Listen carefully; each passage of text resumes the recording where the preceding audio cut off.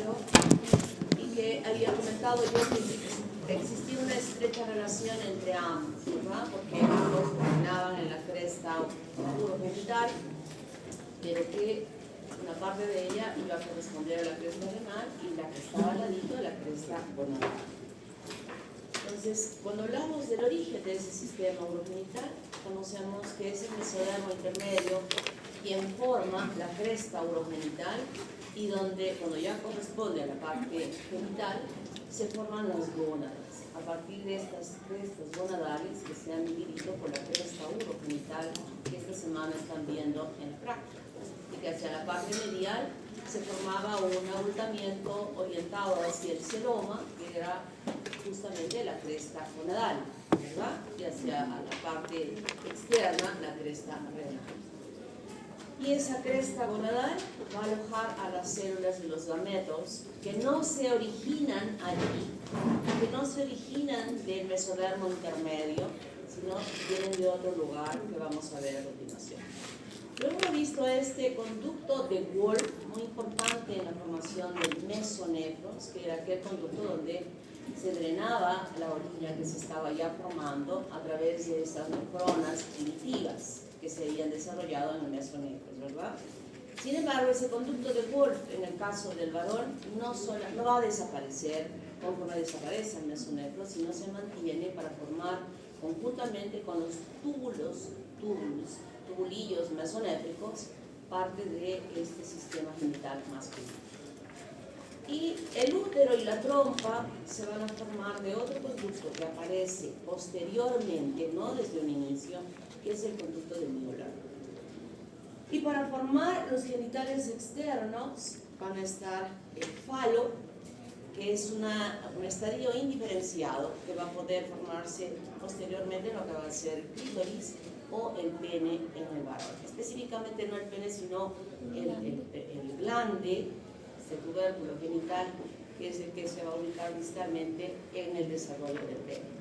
Y las prominencias y pliegues genitales que independientemente ya sea en el varón o en la mujer van a dar lugar a estructuras totalmente diferentes.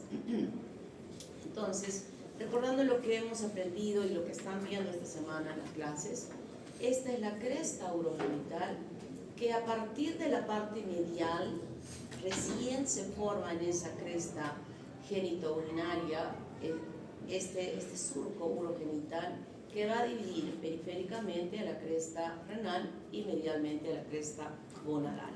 O sea, esta parte no es como el mesonefros que habíamos dicho, o el pronefros cervical, el mesonefros más caudal y el metanefros mucho más abajo. No, esta formación de esta cresta solamente se desarrolla, digamos, en la parte medial, frente a una parte del mesonefro, no es en toda la extensión. Y esto ya lo hemos visto nosotros cuando hemos hablado de esa formación urinaria a partir del mesonefros que ya se va desarrollando, donde dijimos que de esta arteria de la aorta se emite una arteria segmentaria que forma un nodillo y que se aloja en una cápsula que se comunica con un túbulo proximal y el túbulo distal, y este a su vez se conecta con el conducto de Wolff, ¿verdad? Es decir, el sistema renal cuando estaba formándose, cuando se formó el mesonefros, ya con funciones, porque ya tenía esa capacidad de formar orina tan importante que habíamos visto asociada a malformaciones por la no producción de orina, ¿verdad? Produciéndose el oligohidramnios, que se traduce que no hay formación de orina por alguna circunstancia y que eso conduce a otro tipo de malformaciones. Y en esta parte medial aparece esta cresta gonadal. Repito, no es en toda la extensión, es un nivel más pequeño, paralelo a la formación de esta estructura que está aquí, que será responsable de la formación del mesonefros. Entonces nosotros tenemos aquí esto que está más rosadito, constituyendo lo que va a ser el mesonefros, y en esta parte medial aparece la cresta gonadal, que será responsable de la formación de la gónada. Y también recordamos que este conducto de Wolff, muy importante cuando expliquemos la parte genital masculina, se va a conectar al seno urogenital, ¿verdad? que habíamos visto en la clase pasada, que a partir de este conducto de Wolff se había formado la yema ureteral, que luego iba a formar los uretres, ¿no? Yo supongo ahora, si es que he puesto una pregunta respecto a ello, ha contestado muy bien. Entonces, aquí queda muy clarito. Esto es mesonefros y esta es la gónada. El mesonefros va desapareciendo cuando caudalmente aparece ya el metanefros. Y ese tejido mesodérmico del cual se derivó la formación del mesonefros, cuando va desapareciendo, no desaparece completamente, sino se convierte en un ligamento. Un ligamento del borde superior, como diciendo por acá ya desapareció el mesonefros, pero nos está quedando como rezago de él este ligamento diafragmático.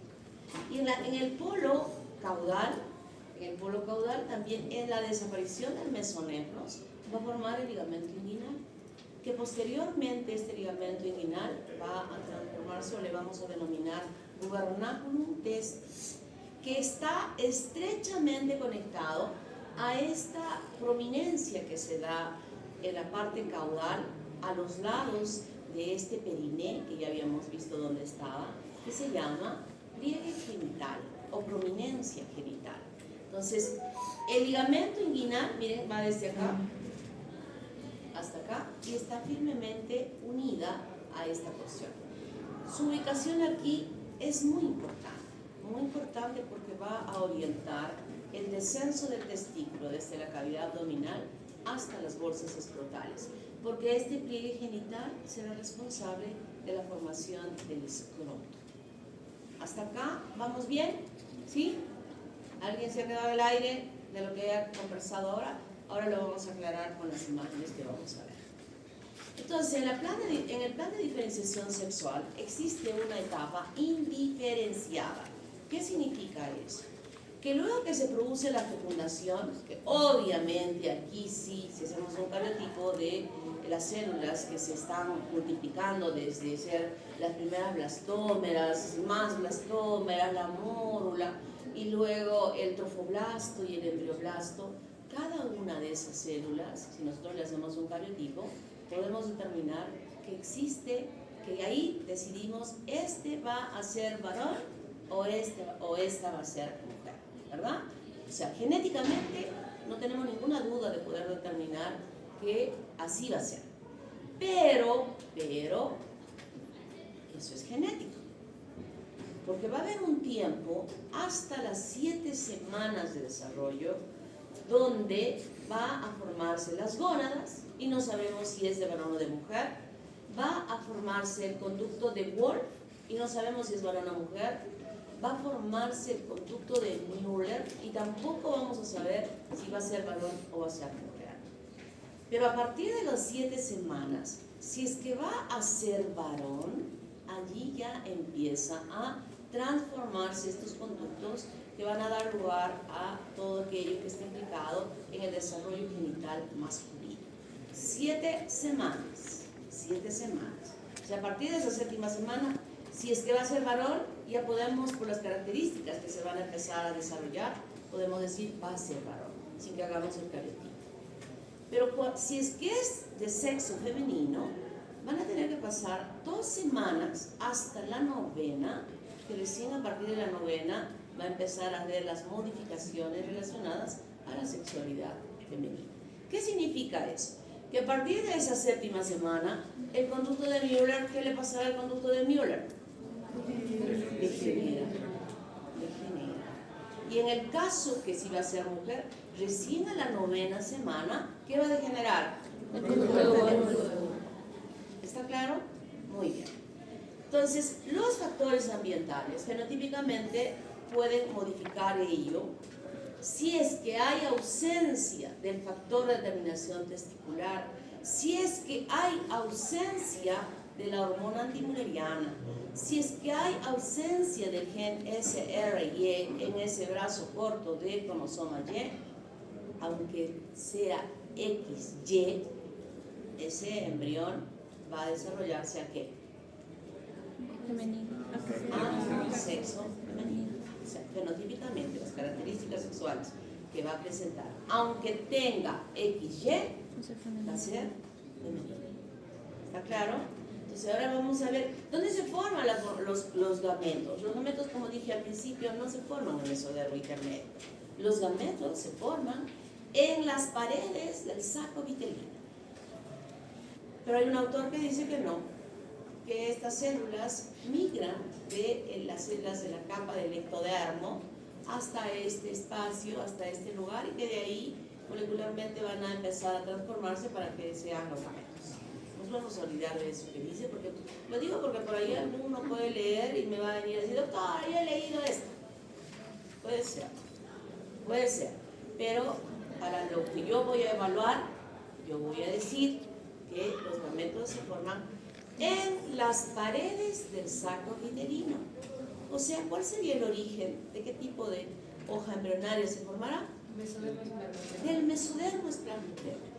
Y molecularmente va a ser orientada a transformarse en estos gametos que desde esas paredes van a migrar a ubicarse en la gónada que se ha formado del mesodermo intermedio en esa cresta gonadaria.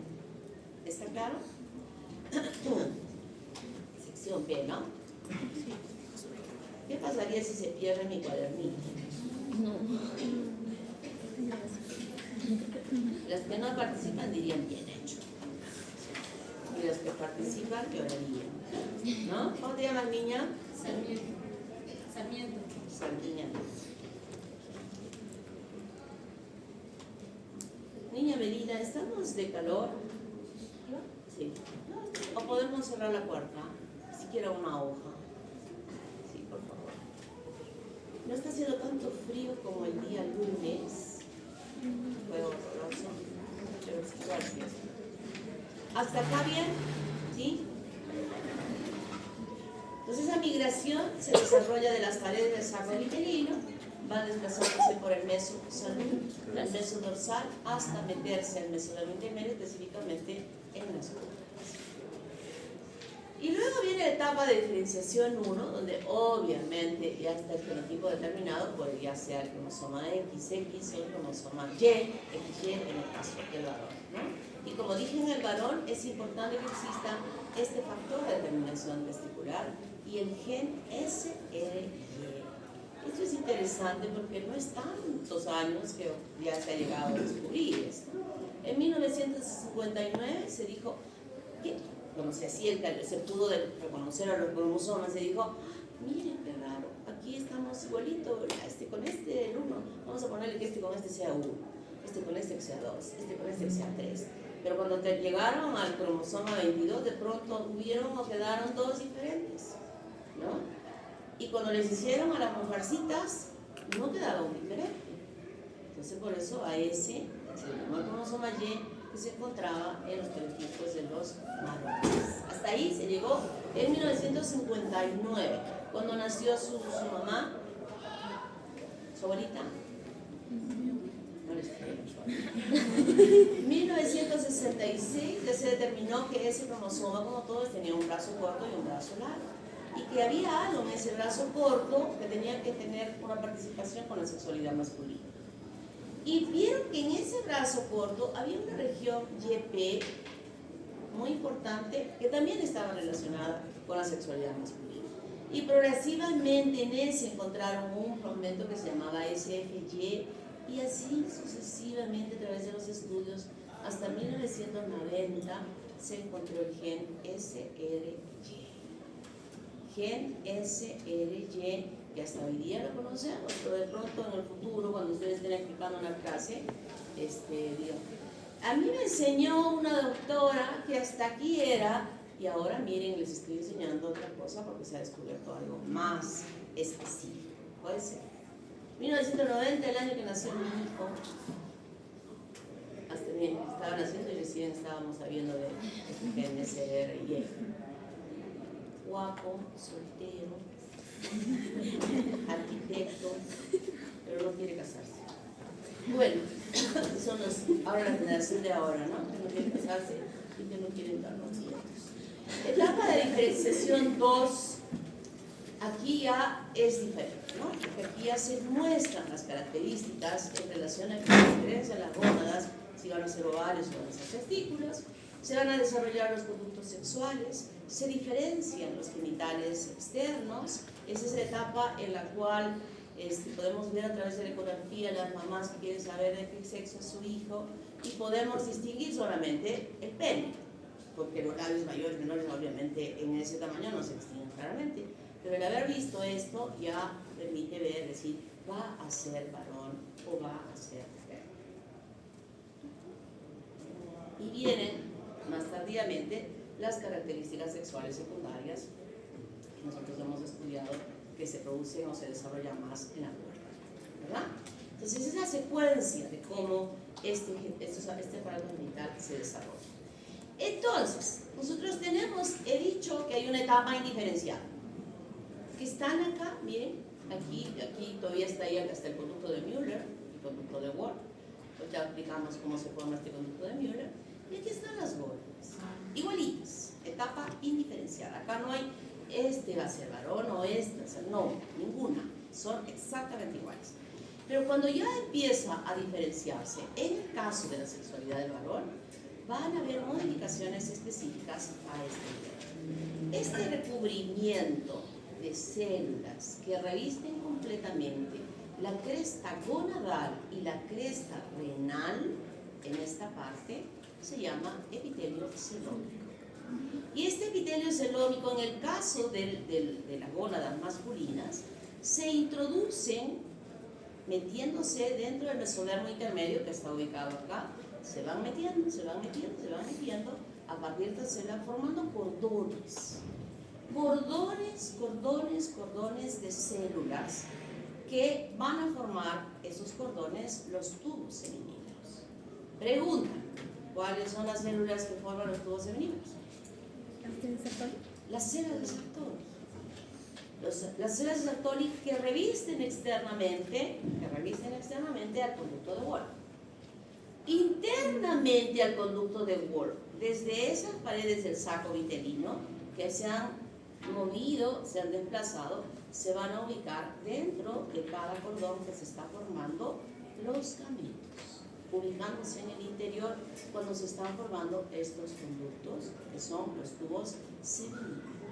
Yo había dicho en la primera clase o en la segunda clase de biología que, si es que alguien recuerda, ¿qué dije de cómo estaban formados los tubos que continuaban a los tubos seminíferos?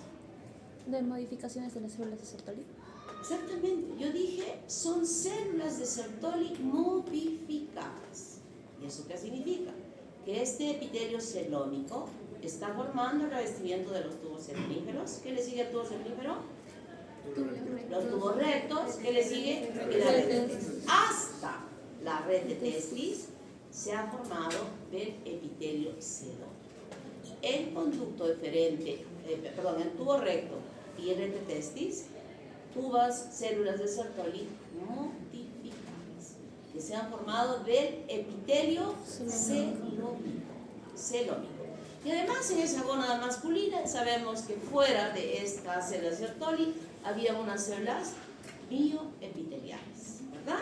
Y fuera de las células mioepiteliales habían vasos sanguíneos y células de Leydig, vasos sanguíneos, células mioepiteliales se forman del mesodermo intermedio donde se han formado estos cordones. ¿Está claro? Entonces, epitelio celómico, muy importante en la formación de estos cordones dentro de las gónadas. A ver, voy a seguir anotando. ¿Quiénes han participado? No los coros, ¿ah? Los coros no los acepto. Tú sí. Lipa Corrales. Lipa. Si han contestado en coro, ¿para qué contestar? Ya pierden todo. Cagua Velázquez.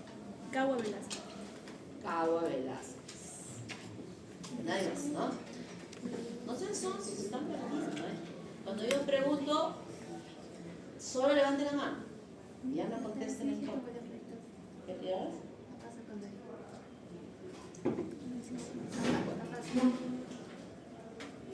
No se pierdan porque ya solo quedan 2 clases, ¿no? Esta y la otra. Para ganar sus 4 supuestas 4 participaciones que creo que nadie va a ganar. Bueno, entonces hasta aquí está claro. Epitelio celómico que va a formar los cordones que van a formar los tubos semininos. Además, tubos rectos y red de testis. Y luego al frente de esta red de testis están aquí los túbulos mesonéficos. ¿Se acuerdan de los túbulos mesonéficos? Sí. Esos túbulos mesonéficos van a continuarse, los que quedan. No hemos dicho que el mesonéfro sea así y la gónada es así. Los que quedan frente a la gónada, esos van a formar, ¿qué continúa la red de testis? Los conductos, ¿qué más has dicho? No, yo solo he dicho que está frente. Conductos eferentes. O sea que los túbulos mesonéficos solo van a formar los conductos eferentes. ¿Y luego qué viene después? El epidídimo. Epidídimo y conducto deferente se forma del conducto deferente. Chise, ¿no? Chise y tus. ¿Quién es Chise? Es de otra clase, creo.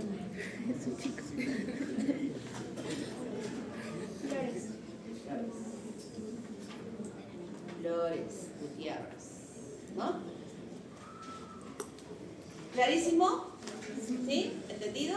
Muy bien. Ahora, ¿qué pasa con el otro lado? El ángulo.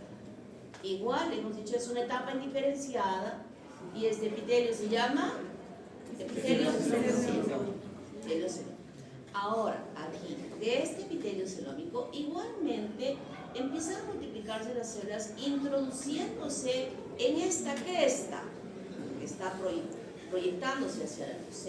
Se meten y ocupan casi toda esta parte de la corteza de esta gónada. Y allí se van a diferenciar en aquellas células que envuelven a los gametos. Es decir, en este estadio, ¿cómo le llamaríamos? Niño que está levantando tu mano. ¿Cómo se llama? Los folículos. Folículos. ¿Cómo es el epitelio de ese folículo primordial? Simple plano, ¿verdad? Entonces ese folículo simple plano se ha formado ¿de quién? Del epitelio celómico. Que después, cuando ya se produzca la maduración, que ese plano se convierte en cúbico, se estratifique, etcétera, etcétera. Esa es otra cosa. ¿Cómo te llama el niño? Tapia Ochoa. Tapia Ochoa.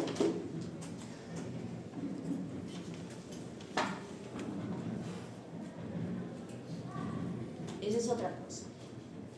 Pero estas células que están primero planas y luego estratificándose, están sobre una capa basal, ¿se acuerdan? Y de ahí ustedes en histología han visto estratificación del epitelio púbico. Eso lo han visto en un folículo secundario. Bueno. ¿Y por fuera qué hay? A ver, La teca interna, la teca externa. La teca interna y la teca externa. Y celulitas y vasos sanguíneos en todo lo que es el estroma y está en el ilio de ese ovario. Todo eso se forma del mesodermo interno. Todo eso se forma del mesodermo interno. ¿Está claro? Paredes, ¿no? Y ahí tienen como de dónde se formó tanto la gónada masculina como la gónada femenina. La gónada masculina, ¿desde qué momento? Séptima semana. Y esta desde la novena semana. Y entonces la diferenciación del fenotipo masculino, ya sabemos lo que significa fenotipo y fenotipo, ¿verdad? Teniendo un curso para la doctora Adita se ha esforzado tanto para enseñarles, ya son que recuerdan, que sobre este mesodermo intermedio actúa el GMWT1 y el SF1 para permitir que se pueda la gónada indiferente hasta ese momento en aquellos que tienen el cromosoma Y y por consecuencia tienen el gen SRY en su brazo corto, se forme el testículo. Entonces este testículo, que ya hemos visto cómo se ha formado y que va a alojar a la migración de las células de los gametos desde las paredes del saco vitelino, las espermatogonas, que van a quedar alojadas, como ya hemos estudiado, el varoncito nace con espermatogonias, ¿se acuerdan? ¿Verdad? Y que luego se empiezan a multiplicar y a madurar en cada ciclo de maduración. No es que se maduran y ya se quedan más inmaduras para el resto de la vida. Cada ciclo de maduración empieza desde estas células de las espermatogonias. Y en ese testículo, ya en esos cordones provenientes del epitelio celómico, se han formado las células Sertoli. Y allí mismo, provenientes del mesodermo intermedio, se han formado las células de Leydig, importantes por la producción de la testosterona. Esta testosterona es fundamental desde esta etapa que esté presente para que pueda desarrollarse adecuadamente. Entonces, en la diferenciación de ese fenotipo, las espermatogonias por acción, ya esto, las hormonas para atrás, ya las saben, y las vuelvo a volver a preguntar en el examen, porque se supone que han estudiado. Esto muy importante en la multiplicación y maduración de los espermatozoides. Las células de Sertoli, que ya hemos visto múltiples funciones de ellas, una importante es que tiene una proteína fijadora de andrógenos. ¿Se acuerdan? Que aquella testosterona producida por las células de Leydig que iban a la circulación general y se iban para acá y se iban para otro lado, se metían dentro del tubo seminífero con la finalidad de estimular justamente que esta testosterona estimule allí dentro la maduración y la multiplicación, y también para que esta testosterona ingrese dentro del conducto y pueda promover la modificación de las células de Sertoli en los tubos siguientes, y que esas células de revestimiento de todos estos conductos tengan una función. ¿Cuál era la función de estos conductos? Levanta la mano. La capacitación de los espermatozoides. Allí se capacita. Podría ser terminar el ciclo de maduración, porque todavía no se han capacitado. Terminar la maduración.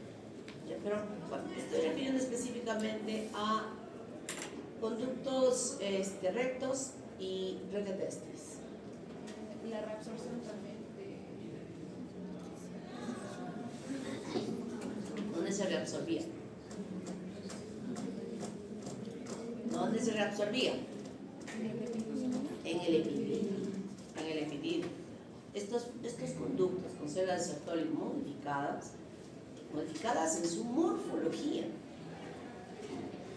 modificadas en la producción de muchas hormonas que son importantes, que las produce en el tubo seminífero, pero no modificadas en su función de nutrición, de secreción, de eliminación de secreción, para que esos espermatozoides que han salido y sean liberados tengan una fuente nutritiva en ese trayecto que están desplazándose. El espermatozoide en su formación no se forma y que ya ¡zas! Corriendo llega hasta el epididio. No, es un tiempo. Entonces todo ese pasaje requiere de que alguien esté dando pues en el camino, como los corredores, una botellita de agua, un solecito de energizantes, ¿listo? Son unos sobrecitos. ¿Han probado alguna vez esos sobrecitos energizantes? Son unos sobrecitos así que saben horrible, a mí no me gusta, ¿no? Tiene todos los componentes que les den la energía para que sigan bien, ¿no? Entonces esa función importante que tenemos. Y fundamentalmente esta célula Sertoli produce esto, sustancia antimülleriana. Al principio dije, hay mecanismos importantes que tienen que suceder para que pueda haber la formación específica del aparato sexual masculino. Y esta sustancia antimülleriana, y ojo, los tres componentes tienen que estar presentes. Donde falle uno, ya no hay un desarrollo normal de esa sexualidad masculina. Tienen que estar presentes. Entonces esta sustancia es producida justamente por esta célula de Sertoli. Vamos a ver cómo es que es este ciclo importante. La célula de Leydig, que produce la testosterona y que no solamente estimula la maduración de los espermatozoides, sino el desarrollo, la producción, la modulación, el funcionamiento de todo. La testosterona tiene que ver con todo eso. Y además hay un pasaje, un precursor dentro de esta síntesis de la testosterona que se llama dihidrotestosterona. La dihidrotestosterona es fundamental fundamental para la diferenciación sexual masculina. No la testosterona, sino la dihidrotestosterona. Eso es fundamental para que se forme el pene, para que se forme el testículo, o sea, para que estas características de los órganos sexuales externos estén perfectamente bien. Entonces aquí no entendemos bien lo que yo estaba mencionando. Tenemos una gónada indiferenciada. En el varón, ¿hasta qué tiempo? Este es el foro, este es el foro. 7 semanas. Ahora, 7 semanas. Eso seguro que voy a poner como pregunta de exámenes. Más que seguro. Y quien no responda bien esa pregunta, ¿qué hago? Le pongo -1. Nunca les he contado que antes calificábamos así. Por cada error. Había una partecita donde poníamos el examen de 10 preguntas para marcar verdadero o falso. Si dentro de ese verdadero o falso marcaban mal, -1, -1, -1, -1, -1.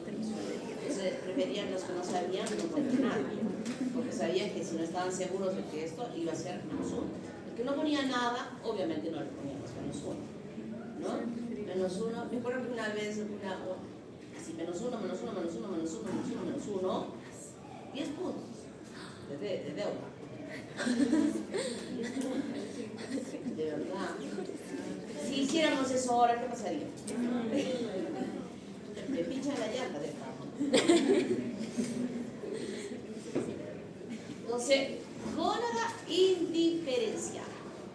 Para que evolucione a la sexualidad masculina, obviamente tiene que haber un cromosoma Y. Y en ese cromosoma Y debe estar presente el gen SRY. Y aquí este testículo ya se formó del epitelio celómico las células de Sertoli, y estas células de Sertoli van a producir ¿qué cosa? Una sustancia antimuleriana. Y este testículo también ¿qué va a producir? Testosterona. ¿Y qué va a hacer la sustancia antimuleriana? Va a actuar sobre los conductos de Moore para que regresione. ¿De Wolf? ¿Para dije Wolf? Sí. Error. Conductos de Müller para que regresionen, y aquí se produce una regresión activa. ¿Qué significa eso? Que para que desaparezca el conducto de Müller, sí o sí debe haber sustancia antimülleriana. Si no existe sustancia antimülleriana, se mantiene ese conducto de Müller y se mantiene la evolución del conducto de Müller en la formación de los órganos sexuales femeninos. ¿Está claro? Entonces aquí hay una regresión activa.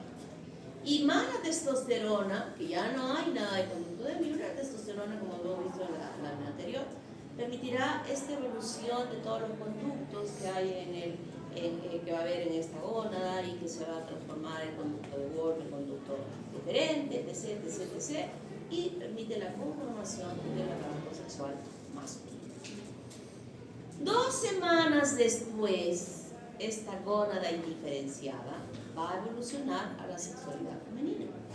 La gónada se va a convertir en ovario. Y este ovario, cuando se está desarrollando él, va a hacer que simplemente, ni siquiera porque ese ovario esté produciendo, que la teca interna ya esté produciendo, o la granulosa, ¿por qué granulosa en ese folículo? ¿Hay granulosa en ese folículo? O células planas. No existe. Hay producción de hormona de estrógenos y progesterona. ¿Hay? No existe. No hay nada de eso, ¿no? O sea, allí en la diferenciación de la sexualidad femenina no existe ninguna hormona que esté estimulando a que exista esta diferenciación y maduración, que recién va a venir más tardíamente.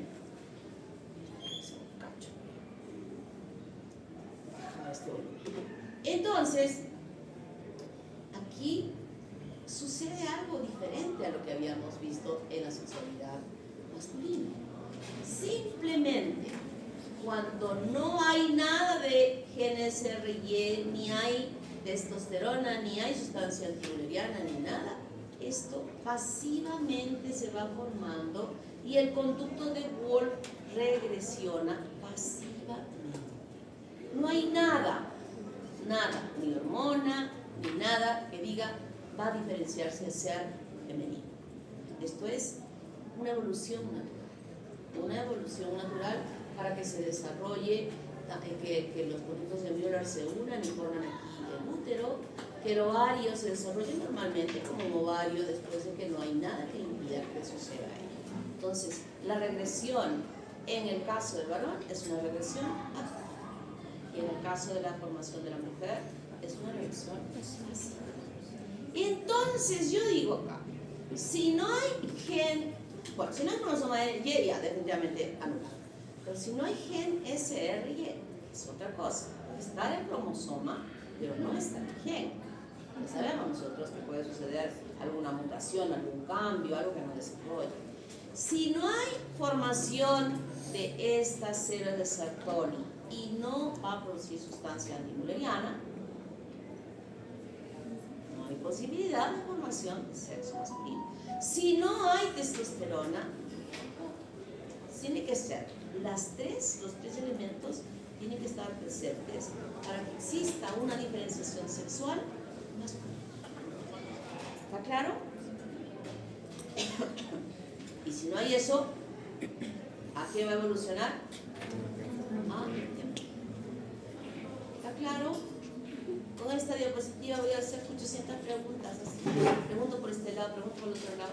Si lo han entendido, por donde pregunte, me van a contestar. ¿Verdad? Por donde pregunte, me van a contestar. Entonces, he dicho que en un momento estos dos están presentes. Conducto de Müller y conducto de Wolff, unido al mesonefros y aquí el desarrollo de las formas. Están ahí, las dos. Los dos conductos están presentes en la etapa inicial. Entonces, que si usted va a ser varón, obviamente aquí va a desaparecer todo este conducto. Pero si va a ser mujer, desaparece todo esto. ¿Cómo? ¿Activa o pasivamente? Pasiva. ¿No? Puedo poner eso, esta palabrita pasiva.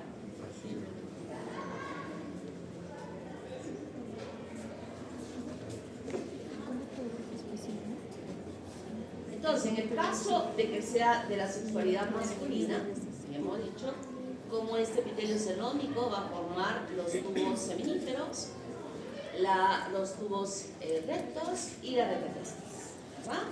Y los túbulos mesonéfricos van a formar los conductos eferentes. Y el conducto de Wolff, aquí está, va a formar el epidídimo y el conducto eferente. Pero pueden quedar, como hemos dicho, que simultáneamente en la etapa indiferencial existen los dos conductos, pueden quedar vestigios de ellos. En el caso del varón, de la formación del varón, por ejemplo, pueden quedar aquí caudalmente, pueden quedar el paradídimo como un rezago de los conductos, de los túbulos mesonéfricos. Y en la parte superior, como un desprendimiento del conducto de Wolff, el apéndice del epidídimo. Y también puede quedar como un rezago del conducto de Müller en la parte más alta, el apéndice del testículo, que es este chiquitito, que es un rezago del conducto de Müller. Y aquí en la parte caudal, donde ya se ha metido, donde se han formado los conductos eyaculadores, dentro de esa glándula prostática, de la fusión de estos conductos de Müller como un rezago, puede quedar el ventrículo prostático. Esto no nos importaría, ni siquiera lo mencionaría, si es que no supiéramos que en algunas circunstancias estos vestigios o rezagos pueden evolucionar a crecer y formar tumoraciones. Tumoraciones usualmente benignas, pero pueden, esas benignas, dependiendo de los genes de cada persona, pueden evolucionar a ser no benignas. Entonces, ya conocemos que pueden quedar algunos vestigios que podrían, de esta diferenciación sexual y que podrían desarrollarse. Ya hemos visto, creo que esto ya tiene sentido de explicar, ¿no? Me voy a retirar de esta diapositiva, porque he visto que como las primeras de ustedes han entendido, ¿no? A ver si les entra. Por algún lado les va a entrar, pero yo creo que ahora ya lo han entendido, ¿verdad? Ese niño que está allá al final de lentecitos, ¿has entendido? Muy bien. Si él ha entendido, está tan lejos.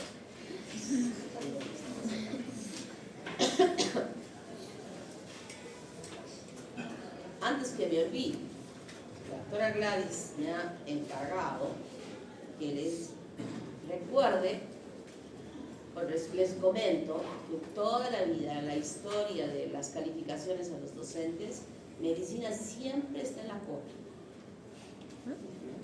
Y queremos que este año sea diferente.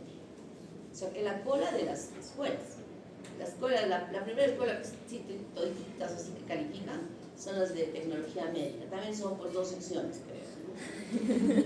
Y medicina que tiene tantas secciones, entonces a veces es difícil. Pero siempre estamos en el último, nos peleamos en los últimos puestos con derecho. Derecho y nosotros somos los últimos. Entonces queremos que este año sea diferente. Así es que yo les he mandado un mensaje con el delegado. ¿Les he enviado? Sí. Aquellos que tienen que calificar, que son los que les llega a su correo, ¿no? Quienes les llega a su correo, califiquen, porque ese día del examen vamos a pedir, van a entregar yo la lista, que en cada poner la lista ahí, vamos a ver, tenían que calificar, entonces, a ver, te enseño. Quien no haya calificado, -1, ya ahí en su cartilla yo voy a poner -1. ¿Es la captura? Eso, Pueden con bajar. captura Ustedes se puede pueden bajar. Se puede bajar, y si no puede bajar, hagan una captura. Sí se puede bajar. No, pero eso es muy Porque alguna vez me lo han enseñado. ¿Ves? Mira, él ha bajado ya. Entonces, quien no presente en el momento del examen teniendo que haber calificado, en su cartoncito de su cartilla voy a poner -1. ¿Ya?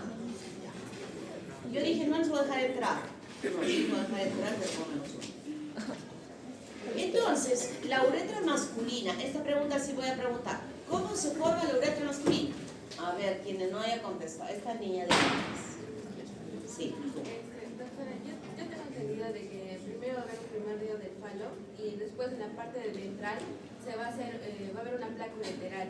Esta placa ureteral va a abrir como un surco ureteral y a los costados va a haber un pliegue ureteral y luego esos pliegues ureterales se van a cerrar. A ver, primero respondamos en orden. ¿Cuáles son las partes de la uretra? A ver, la De la niña. uretra masculina, bueno, en cuestión de las partes de un adulto, hay una parte prostática, la parte membranosa y la parte peniana que se van a formar de la parte estrecha de La parte, a ver, para dar opción a varios, ¿cómo se forma la parte prostática? Se va a formar de una parte estrecha de la vesícula uretral más la mayor parte de la parte pélvica, de lo que sería el cinturón. ¿Ya? A ver, esa niña que está levantando su mano ahí atrás. Sí. ¿Qué sigue? ¿Cómo se forma la porción membranosa? ¿De dónde? De la porción pélvica y la peniana de la porción fálica. Y la peniana De la porción fálica. de la porción fálica. Eso te había preguntado para que alguien diga, pero ya lo dijiste, ¿no? Entonces la niña nos estaba comentando cómo ya se formaba la porción fálica, ¿no? O sea, tú me estabas comentando de la porción fálica. Te la vamos a hacer valedera para que no te sientas mal. ¿Cómo te llamas? Ríos Monroy. Ríos Monroy. La niña Salazar, no eres de esta sección, Salazar. Medina. Salazar, ¿de qué sección eres? ¿De?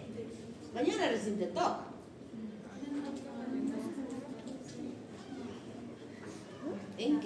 sección estás? ¿Se dan cuenta? Ni siquiera saben en qué sección están. Después se meten a las clases cuando tomamos examen. A otras clases. Bueno, en aquellas que no llaman lista. Entonces, nosotros tenemos aquí una uretra prostática, ¿verdad? Una uretra prostática que, como dijo la niña Medina, se formaba de la porción vesicouretral y de una parte importante de la porción pélvica. Y la próstata que envuelve a esta uretra es muy importante. ¿Por qué? Porque la glándula se desarrolla alrededor por múltiples evaginaciones endodérmicas que se van metiendo periféricamente en toda la circunferencia de la uretra. Y este es el riesgo de que cuando estas glándulas se hipertrofian, o sea, crecen las glándulas, no se multiplican, no hay hiperplasia, hay hipertrofia. Las células de las glándulas crecen, comprimen la luz de la uretra, ¿no? Y esto se llama hipertrofia benigna de próstata. Pero también en estas células puede ocasionarse un cáncer, unas células anormales, y desarrollarse en estas células de la glándula prostática. Los procedimientos son diferentes. Si es una hipertrofia benigna de próstata, simplemente se raspa lo que está cerrando la luz con unas cuchillas especiales.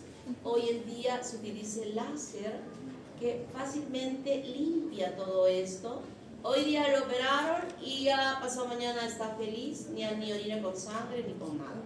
Pero antes, cuando se raspaba, era peor.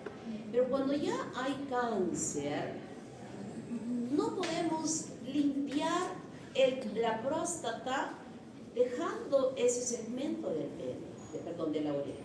No lo podemos hacer. Entonces se saca todo. Este segmento de uretra que está rodeándose por esta glándula se corta. Y se une este extremo con este extremo. Y se acorta el pene. Pero no hay otra forma. Si es que ya tenemos un diagnóstico de que allí hay un cáncer, ¿no? Se hace esta cirugía que es cruenta, en realidad no es tan sencilla, y se retira el tejido prostático para que podamos eliminar las células neoplásicas, ¿no? Es así como se hace la cirugía. Y luego sabemos que a esta uretra está llegando el conducto de Wolf, pero cuando ha producido este brote de la vesícula seminal, ya este conducto ya no se llama conducto deferente, sino se llama conducto eyaculador. Y es el que va a ingresar hacia la luz de la uretra, ¿no? Y luego hemos visto que viene la uretra esponjosa. Y esta uretra, de ella, las células endodérmicas en el trayecto salen para formar la glándula bulbouretral. Células endodérmicas. La vesícula seminal, ¿qué células forman este parénquima muy importante en la producción de la secreción? Vendría a ser como viene del conducto de Wolf, vendría a ser del mesodermo intermedio. Exactamente. No es endodermo, es del mesodermo intermedio. Son células, es un parénquima, vesícula seminal. Mira, estoy viendo una carita así de ¿qué? Conducto de Wolf. ¿Dónde venía el conducto de Wolf? ¿Dónde se formaba? El mesodermo intermedio. Y luego de él sale esta yemita, que es la vesícula seminal.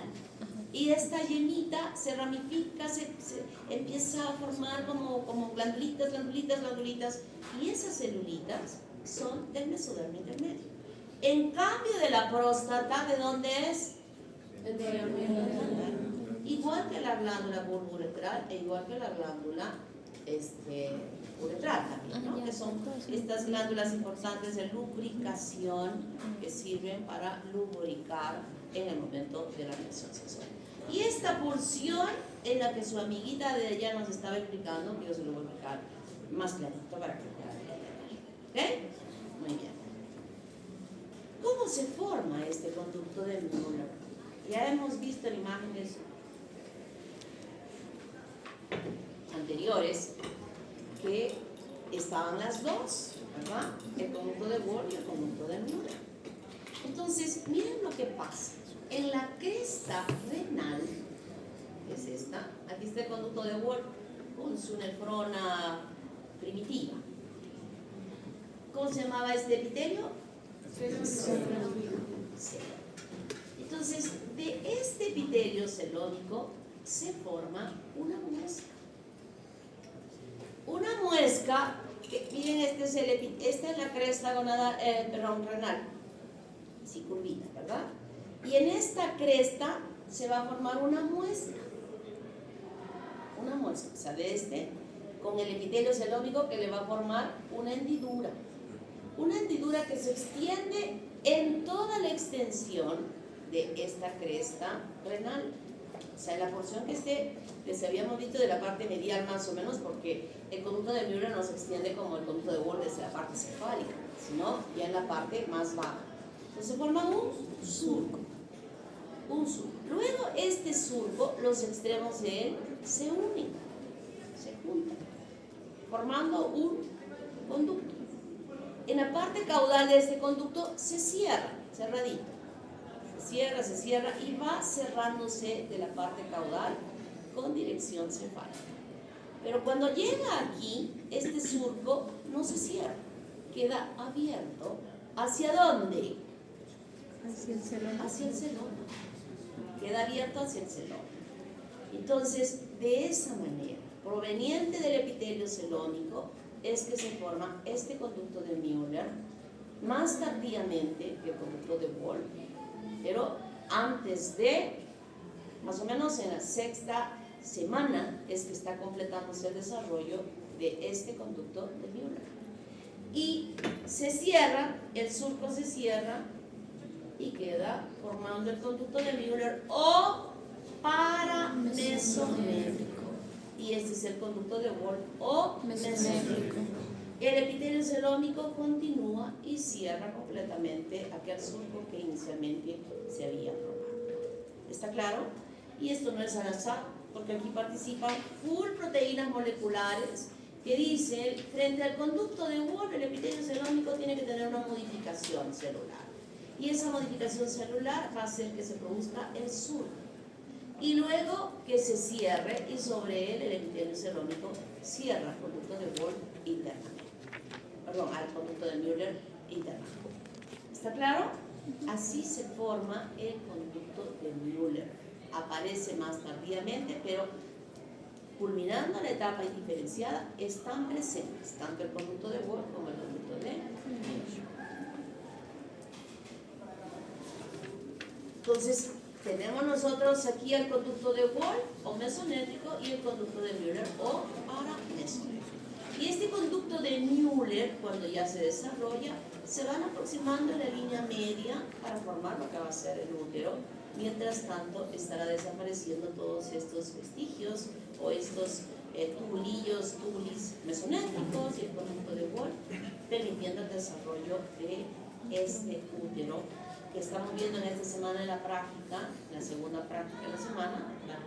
Ya habíamos visto el conducto de Müller que les decía, miren chicos, miren esta flechita, allí está. No estamos viendo así, estamos viéndole así de ladito. Pero ahora van a ver al conducto de Müller el huequito que está así, que está un corte más bajo así, un poco más aquí, hasta que lo van a ver así y diremos, hasta que yo muestre mi examen práctico así, ¿qué me deben decir? Conducto de Müller. Conducto de Müller. Cuando estén así, ¿qué me van a decir? Útero. ¿Verdad? Y son cortes que van a ir ustedes viendo hasta la parte caudal. Entonces, cuando se ha desarrollado el aparato sexual femenino y desaparece todo esto y se convierte en ovario, van a quedar algunos vestigios de él. Están acá, miren, los vestigios que ya los habíamos visto. Y en la parte caudal también, este es el quiste de Morgagni, arriba que va a quedar, y aquí va a quedar el quiste de Gabler. Ustedes lo han estudiado seguramente también, incluso está desarrollado. Un poquito, ¿han encontrado en sus cadáveres algo desarrollado de estos quistes que les hayan dicho sus profesores? No. Pueden desarrollarse, igual con el mismo comportamiento que yo había mencionado de lo anterior. Y aquí ya vemos a los conductos de Müller que en la parte caudal se han unido. y todo esto va desapareciendo, como dije, quedando estos vestigios. Entonces, ¿cómo se forma la vagina? ¿Cómo se forma?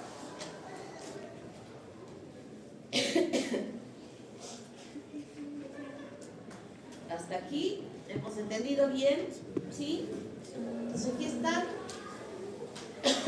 los conductos de Müller y aquí se unieron, formando la parte cerrado, ¿verdad? Hemos dicho que el borde era cerrado, o sea, es un tubo cerrado caudalmente, y esta parte donde se unen se llama tubérculo de Müller. Esta partecita de acá, tubérculo de Müller. ¿Y qué va a pasar para formarse la vagina? Dijimos, ¿quién me quiere decir? Levanta la mano solo uno, o varios yo escojo. ¿Cómo se forma la uretra en la mujer? Tú ya has contestado, ¿no? A ver, esa niña. Sí. Tú de casaca. Tú de casaca ploma. ¿Por qué? ¿Tengo estrabismo? Y de verdad estoy preocupada porque miro así y otros dicen sí, se ve como que el estrabismo. Míralo. Nunca mis oftalmólogos que he pasado por tanto me han dicho que tengo estrabismo, por favor. No, pero es que la luz apunta a sus lentes y no veo bien. Ah, esa era la razón. Yo ya estaba preocupada. A ver, dime. Ya, de la parte vesical se forma la uretra femenina como se forma. De la parte uretral estrecha se forma. O sea, en la uretra femenina no participa ni la porción pélvica ni la porción fálica, ¿verdad? Y entonces nosotros esto, aquí se forma la uretra. ¿Qué significa? Que la porción pélvica y fálica tiene que desaparecer en la mujer para que se forme esta uretra, llegue hasta aquí y pueda evacuarse libremente la orina hacia el exterior.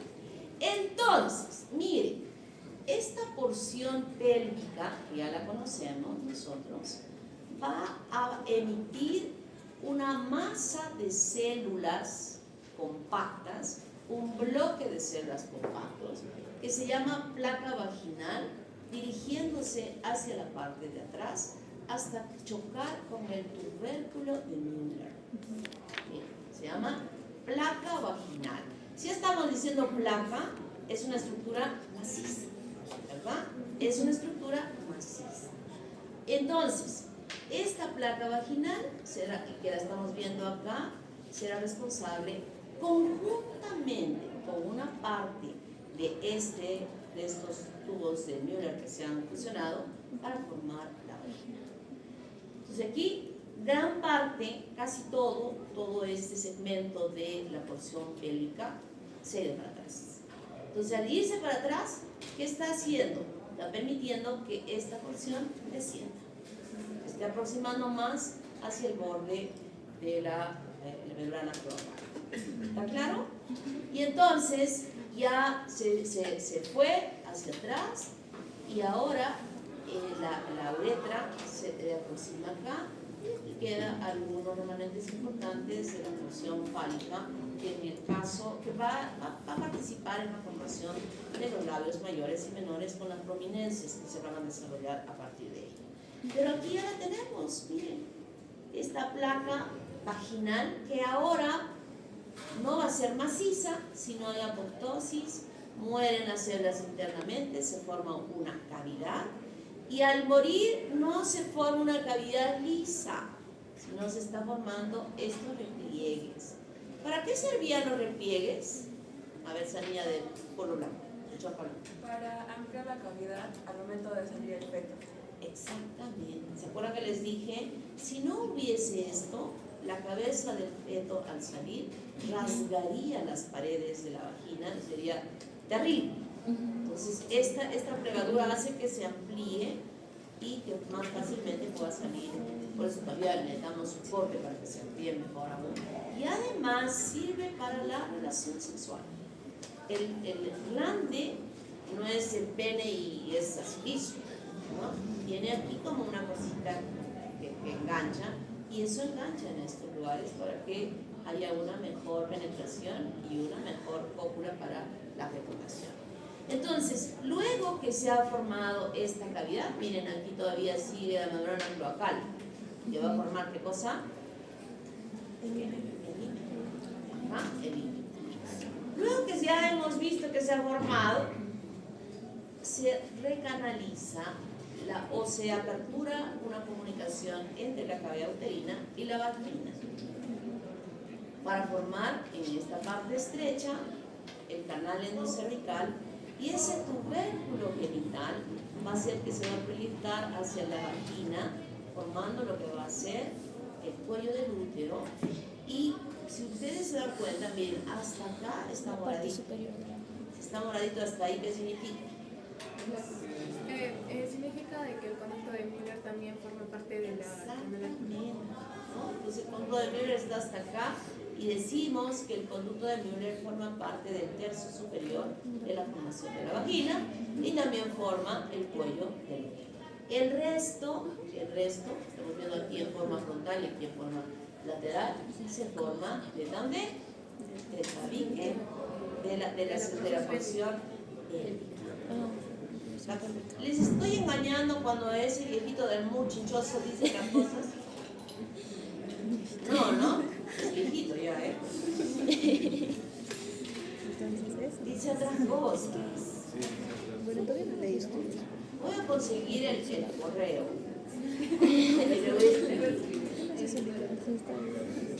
Pero ahí sí estás Le así. voy a decir, doctor, son 3 dígitos. Quiero hacer unas correcciones en su libro para las próximas ediciones. Porque mis alumnos vienen a reclamar con su libro en la mano. ¿Clarísimo? Sí. ¿Sí? ¿Clarísimo? Sí. Pobres ustedes que el próximo examen no saquen uno. Entonces, cuando se unen, miren, este septo, esta pared de un conducto y del otro conducto tiene que desaparecer. Puede no desaparecer, y eso ya provoca malformaciones que ahorita vamos a ver. Pero finalmente se abre la cavidad, aquí hay apoptosis y se forma la cavidad uterina comunicada con la cavidad de la vagina, y aquí el himen, que debe desaparecer, pero a veces no desaparece y se llama...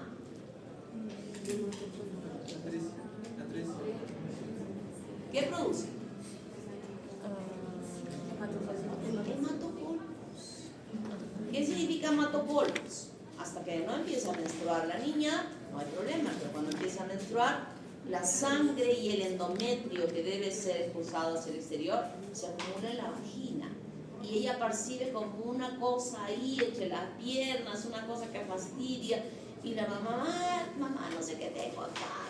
Entonces la mamá ni siquiera tiene miedo de examinarla y verla. La lleva al doctor, el médico la evalúa y ve que no tiene, o sea, su himen está completo. Entonces le hace un tajito ahí del himen y ya empieza a salir toda la secreción. Eso se llama hematopolos. ¿Otra niña? ¿Qué? Contreras. Sandra, yo también participé. Sandra ¿Qué? Calle Quispe. Calle Quispe. Delgado Chávez. Delgado Delgado Chávez. Chávez. Guaranga Flores.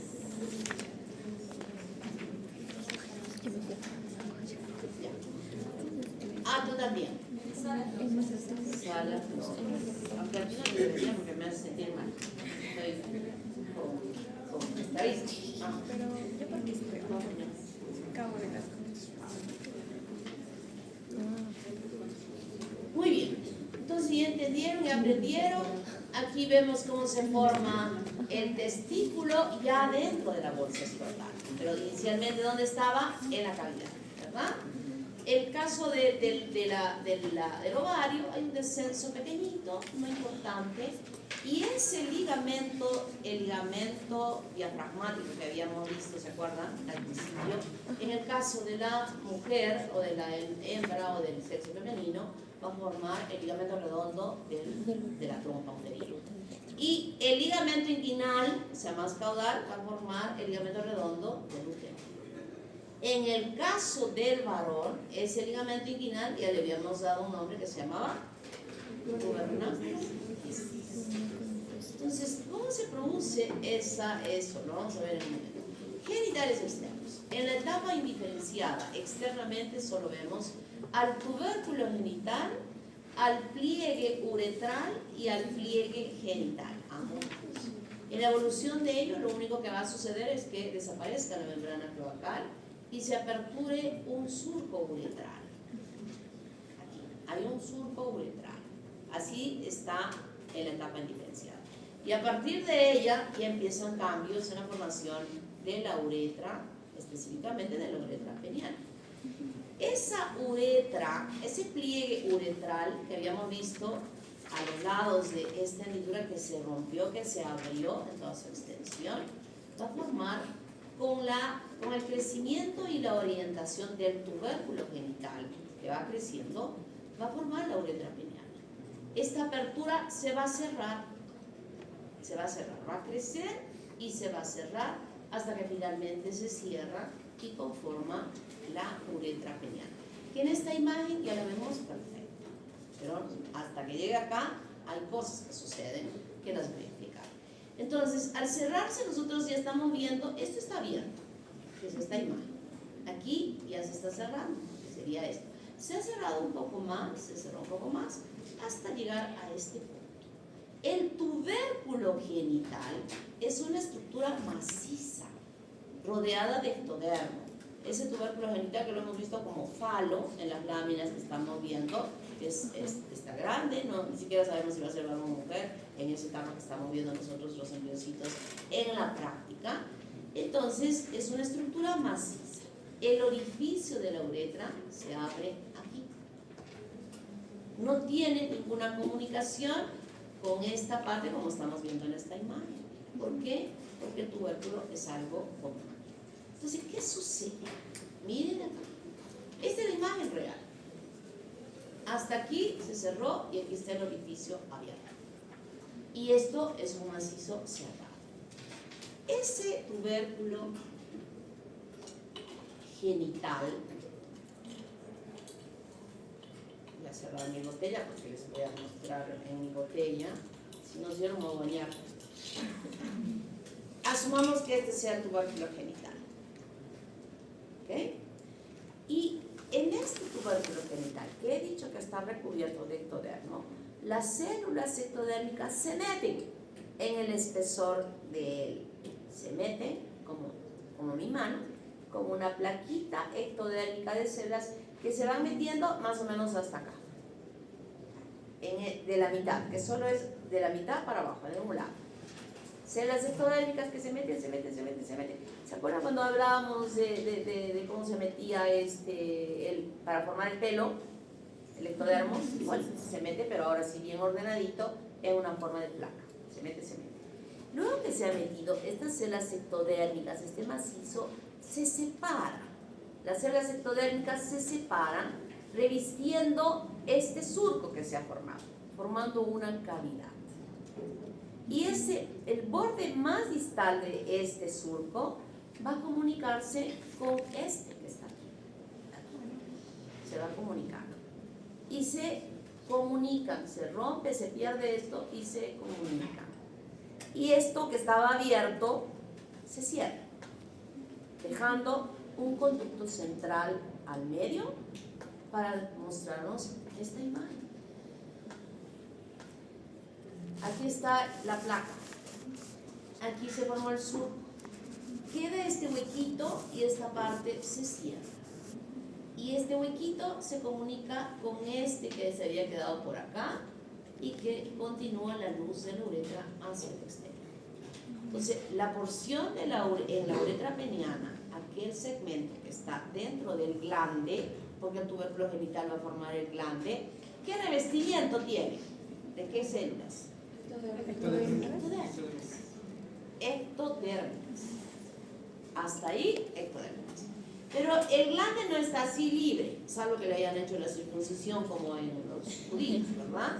Que les cortan todo el prepucio y no es así, porque todos los varones tienen prepucio. Y el prepucio no es que crezca una membranita para cubrir el glande. Sucede lo mismo que con la placa. Aquí ya tenemos el huequito al centro, ¿verdad? Y alrededor de él se forma una placa circular entre el orificio y el revestimiento externo de este tubérculo genital. Está mal. Este es el orificio y aquí se forma la placa que se mete profundamente hasta cierto trecho, y luego que se ha formado eso, va a haber apoptosis y se separan las células ectodérmicas y le forman una cavidad, y de esa manera se forma el prepucio que cubre al glande. Este proceso es muy importante desde aquí. Puede ser que todo esto que he explicado de la placa no se forme la placa y el niño nace con un orificio acá. ¿Qué se llama? ¿Hipospadia? Hipospadias.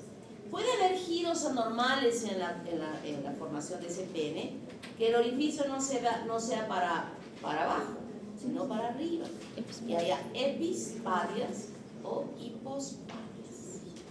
Puede ser que esto, se formó la placa, sí se formó la placa, pero no hubo una buena apoptosis y entonces esto está unido. Y al estar unido, se forma lo que se llama la fimosis. Entonces, cuando el niño nace, por favor, yo se les voy a explicar esto. Cuando ustedes estén haciendo su internado y sean responsables de evaluar a ese niño, evalúen bien. Evalúen bien. Si tienen dudas, pregunten al residente: doctor, ¿esto cómo es? Yo creo que es así. El residente dice: no es así, está bien, es correcto. Entonces evalúen bien, porque podría ser, por ejemplo, esto de la fimosis. Si es que tiene, que no se puede retraer, porque el prepucio debe retraerse y mostrar el glande completamente. Entonces puede ser que este sea el prepucio y por aquí sí está apareciendo la luz de la uretra. Entonces hay que enseñarle a la mamá con unas cremitas, poco a poco, no de frente todo, sino poco a poco ir retrayendo. Cada vez que lo bañe, luego que lo ha bañado, usted le pone una cremita ahí y haga este movimiento, como para retraer el prepucio hacia atrás, ¿no? Y digo esto, que ahorita voy a explicar el descenso, que hagan un buen examen. Mejor voy a explicar eso y les voy a comentar algo. Entonces ya hemos entendido, ¿verdad? Cómo se ha formado. Entonces en el sexo femenino, el tubérculo genital va a formar el clítoris. Y el pliegue uretral va a formar los labios mayores, y el pliegue genital va a formar los labios, dije que eran mayores, menores y mayores. Uretral menor y genital mayor. Y entre ellos vamos a tener apertura de una glándula, que es la glándula de Bartolino, que creo que hemos visto un caso clínico, ¿no? ¿Hay un caso o no hay ningún caso? Y de esa manera se forman los genitales externos de la mujer. Esta hendidura, esa apertura que habíamos visto que se produjo, se mantiene. Y a ella se apertura, aquí muy cerca al clítoris, se apertura la uretra, y un poquito más hacia atrás la apertura de la vagina, ¿no? Esto es en el caso de nosotras las mujeres. Pero en el caso de los varones ya sabemos que es diferente. Entonces, aquí están justo estos vestigios, la edad de Morgani, y aquí el quiste de Gardner, la edad de Morgani en relación a un rezago de la trompa, y aquí el quiste de Gardner en un rezago del coluto de Wolff. Entonces el testículo no se ubica dentro de la cavidad, sino ¿no está sustentando? Sí. ¿Alguien viene a fastidiarnos? No. Bien. 5 minutos terminas. Pero esto sí me interesa que vean. Miren, esta es la cavidad peritoneal. Cavidad peritoneal. Esta cavidad peritoneal, a ambos lados de la línea media, se produce una evaginación. Estos dedos, miren, estos dedos de aquí, que se llama proceso vaginal. Ambos lados. O sea, es una evaginación de la cavidad peritoneal. Por detrás de ella está el ligamento inguinal o gubernaculum testis que habíamos mencionado, que está fijada al polo inferior de la gónada del testículo. Y este testículo ya tiene aquí su conducto de Wolff, que está conectado también a través de él. Y ahora, fíjense, por detrás del peritoneo que está revistiendo este proceso vaginal, va a empezar a acortarse el gubernaculum testis, arrastrando, jalando al testículo hacia este pliegue genital, que será responsable de la formación del escroto donde debe alojarse el testículo. No se está metiendo a la cavidad, está yendo por detrás. Está yendo por detrás. Eso es importante que ustedes se den cuenta. Y entonces, ¿para qué se ha formado ese proceso vaginal? A ver, esa niña. Para ampliar el camino de descenso del testículo. Para ampliarle un camino de descenso. O sea, al descender está empujando a la cavidad, ¿ve? Tiene un espacio para descender, hasta que finalmente desciende y ocupa este espacio que le ha formado él, pero que ahora está empujado y queda el testículo dentro de esa cavidad.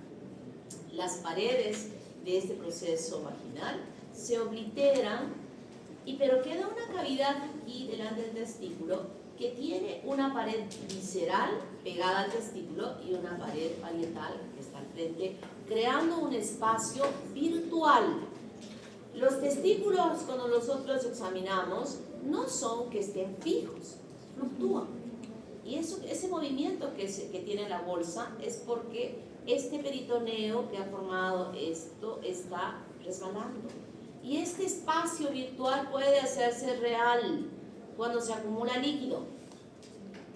¿Qué se llama? Hidrocele. O cuando se acumula sangre después que han tenido una pelea. Hematocele. ¿No? Entonces es esta cavidad que se acumula de líquido y atrás está formándose el testículo. Para que descienda el testículo tiene que haber testosterona bien puesta. Y también, si es que no hay, nosotros justo a esto venía lo que les quiero comentar, que si no hacemos un buen examen, este testículo puede quedarse en el trayecto y quedar una criptorquidia. Y ese testículo no puede quedarse aquí. La operación debe realizarse en el año, para permitir que haya el descenso. Conozco una persona que hace poco me dijo, doctora, mi hijo me han dicho que tiene el testículo que no está en su posición. ¿Y? Yo conozco a esa niña desde bebé. Puede ser. Y su pediatra, la pediatra de este niño, es prima de esta persona. Entonces, ¿yo qué me voy a meter si ella llevaba a su pediatra cada mes? Yo nunca le iba a pagar nada ni examinar al niño porque estoy confiando que hay una pediatra. El niño tiene 12 años.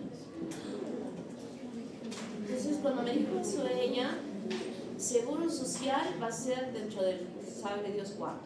Ya, dije no. Te va a ser general. Hablé con un chico que es profesor, ustedes que va a ser profesor, que es mi alumno, le digo, Miguel, por favor, necesito que lo operes este chiquito. Entonces, y Miguel me dice, doctora, tal día, tal, operaron al niño. Y yo le dije a él, explícale lo que va a pasar, porque yo no quería explicar. Explícale, que él le diga. Le digo, ¿te explicó? Me ha dicho que la operación ha salido muy bien. ¿Te ha dicho algo más? No. Entonces dije, ahora te vas a ir con el endocrinólogo. Ya había ido ella antes con un endocrinólogo, y le digo al endocrinólogo, que es el endocrinólogo de mi hija, le mando un mensaje, doctor, por favor, explíquele a lo que va a pasar. Sí, no se preocupe, doctora, que no sé qué, que no sé cuánto. Le vuelvo a preguntar, ¿qué te ha dicho? Me ha dicho que mejor vaya al seguro, que ahí le van a hacer estudios de hormonas, de esto, del otro.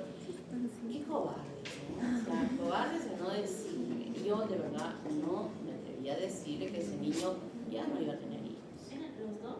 O sea, De los dos testigos. Y es un chiquito grande, tiene 12 años. Hasta que ayer ha ido al seguro ya, ha conseguido para que le vean, porque tienen que hacer full exámenes.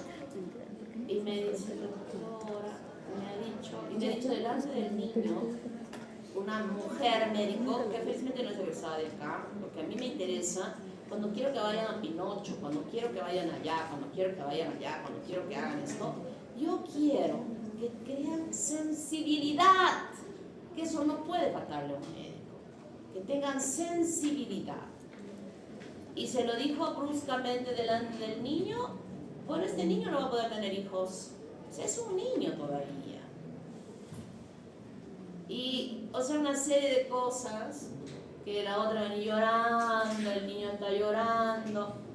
Y yo justo no quería yo ser la causante de que llore, pero hay formas de decir, chicos, por favor, nunca pierdan sensibilidad y ganen esa sensibilidad, porque lo más importante en esa relación médico-paciente es eso. O sea, toda la familia traumada, toda la familia, digo, no te preocupes. Mira, Juan, mira, yo digo, ¿no? Mira a Ivancita, amigo, no quiere tener hijos. ¿Cuál es el problema? Él va a ser feliz, va a tener hartas chicas. No, pero no, o sea, puedo decir eso, lo puedo decir así en broma, como chiste, pero que ya le doy otro tono de decir las cosas. Por favor, esa es una peculiaridad de los médicos de la católica. No sé si porque yo siempre les voy diciendo, pero hay algo de sensibilidad en los chicos de medicina de la católica. Esa doctora no es doctora. Malformaciones congénitas aparecen muchas, todas ellas, todas estas no pueden permitir que haya el desarrollo normal de un producto dentro de ese útero. Imposible. Pregunto, ¿puede haber con un útero perfecto y con 2 vaginas desarrollo de un hijo normal? Sí, mi empleada lo tuvo, esa no era mi empleada. Tuvo 2 vaginas y un solo útero. Cuando mi empleada, yo era madrina de su matrimonio, me dijo, doctora, el esposo la van a operar a Fanny, pero ¿por qué si es joven? ¿Por qué le van a hacer cesárea? Entonces yo fui, toda lista. ¿Por qué le quieres hacer cesárea? Dije a mi amigo, estaba. Ah, ¿la conoces? Sí, la conozco, claro. Tiene 2 vaginas. ¿En serio? Sí. Una de las vaginas tiene proyectado el cuello del útero y conectado a todo el útero internamente, y la otra termina en cierre. ¿Qué más quiere? Por aquí es un método anticonceptivo. Por aquí es...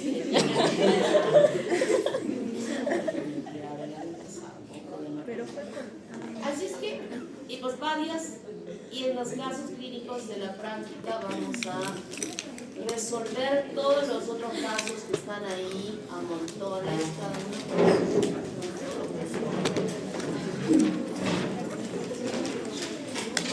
Y quiero el próximo martes,